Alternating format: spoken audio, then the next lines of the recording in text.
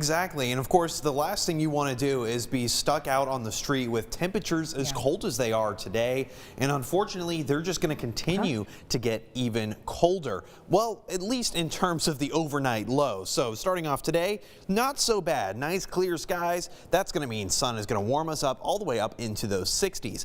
Then we start to see another cold front coming through. It's going to be very weak. And by weak, I mean it's not really going to be cooling off our temperatures all that much. We are going to see a big increase in cloud cover. Temperatures themselves, yeah, they're going to be dropping a little bit. Of course, it's wintertime, or at least we're getting really close to wintertime. Wintertime is actually December 21st. Then we start to see a lot more rain chances as we head into early next week. This is again another cold front, but it's not really going to be cold temperature-wise. It's going to be more of a rainmaker than anything else. And you know what? I'm not going to complain about that. We could always use some more rain. New drought monitor is going to be released this afternoon. I'll have the latest details on Texas Today tomorrow morning.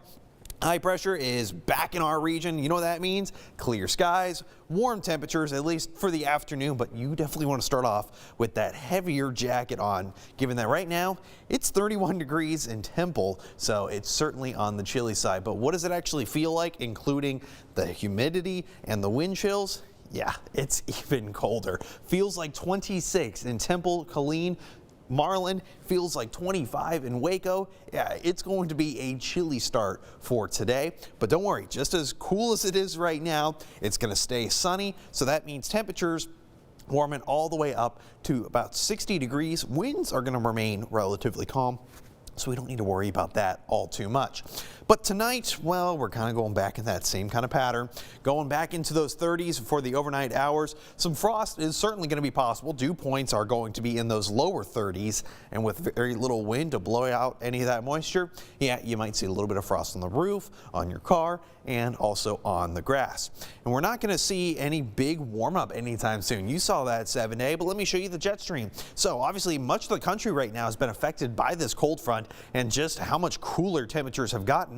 But notice right around where Dallas is, we're not seeing that jet stream change really at all. So temperatures, they're going to remain on this cold side for quite some time. Now, just ahead of this next cold front that comes through late on Friday, we're going to start to notice a little bit more cloud cover right around noon.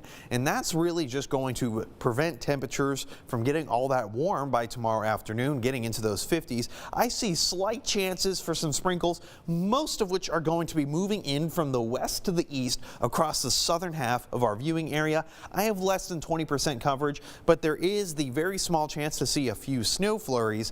Granted, this is not going to impact us. It's going to melt by the time it hits the ground, which is pretty typical for this time of year. Not a whole lot more activity for this weekend, but those cold temperatures, they're going to be sticking around, so keep that jacket handy.